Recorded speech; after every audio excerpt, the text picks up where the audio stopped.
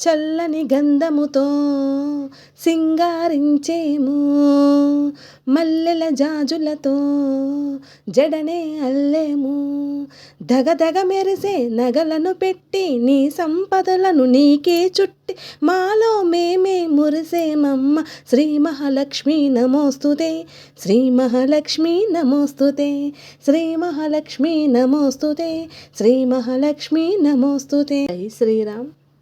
వరలక్ష్మి వ్రతాన్ని ఎక్కడ చేసుకోవాలి, ఎలా చేసుకోవాలి, ఎలా చేసుకుంటే ఎలాంటి ఫలితం వస్తుంది, పుట్టింట్లో చేసుకోవచ్చా, బంధువులింట్లో చేసుకోవచ్చా, వరలక్ష్మి వ్రతం సమీపిస్తే మహిళలకు వచ్చే సందేహంలో తెలుసుకునే ప్రయత్నంగా, వ్రతాన్ని తప్పనిసరిగా అత్తవారింట్లోనే చేయాలా, పుట్టింట్లో ఉంటే చేసుకోకూడదా, బంధువుల ఇంట్లో చేసుకోకూడదా, దీనికి వరలక్ష్మి వ్రత కథలోని అందమైన సమాధానం కనిపిస్తుందండి. చారుమతి కథ ఏం చెబుతుందంటే, పురాణ ప్రసిద్ధమైన కుండినా నగరంలో చారుమతి అనే సద్గుణ సంపన్నురాలైన ఇల్లాలు ఉండేది. అత్తమామలను గౌరవిస్తూ భర్త పట్ల భక్తి అనురాగంతో కుటుంబంలో హితంగా జీవిస్తూ ధర్మబద్ధమైన జీవితాన్ని గడిపేది.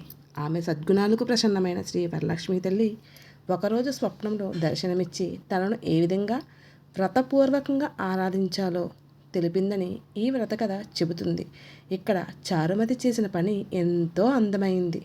ఎందుకంటారా, అమ్మవారు నాకు చెప్పారు, నేను ఒకదాన్నే చేసేసుకుంటాను అని చారుమతి తల్లి అనుకోనే లేదు. అప్పుడు తనకు కలిగిన అనుభవాన్ని ముందుగా అత్తమామలకు భర్తకు తెలిపి వారి అనుమతిని ఆశీస్సులను తీసుకొని వ్రతానికి సిద్ధమైంది. అంతేకాదండోయ్, తనకు తెలిసిన వ్రత మహిమను ఇతర స్త్రీలతో కూడా పంచుకుంది.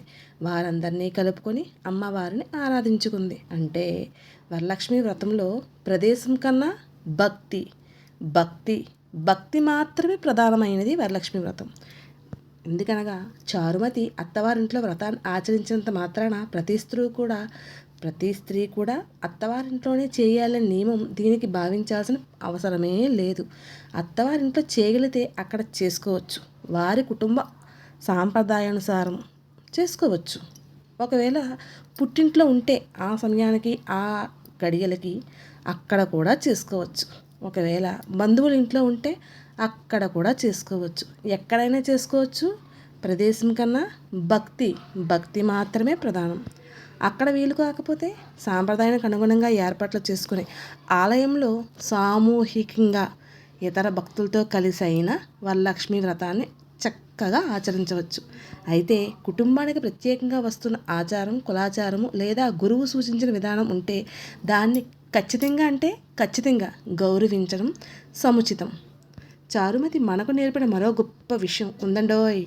అమ్మవారి అనుగ్రహాన్ని ఆమె తనకు మాత్రమే పరిమితం చేసుకోలేదు. తనకు తెలిసిన వ్రతాన్ని ఇతర స్త్రీలకు తెలియజేసి వారిని కూడా తనతో కలుపుకుంది, ఆరాధన చేసేటట్లుగా చేసింది. అందులోని వరలక్ష్మి వ్రతంలోని ఒక ఆధ్యాత్మిక భావం కనిపిస్తుంది.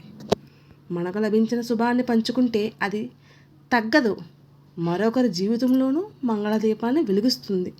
అందుకే ఈ వరలక్ష్మి వ్రతం నాడు నేను ఎక్కడ ఉన్నాను అనే సందేహం ఎక్కడ ఉన్నా పెట్టుకోకుండా చక్కగా భక్తితో చక్కగా అమ్మని ఆరాధించుకోవచ్చు.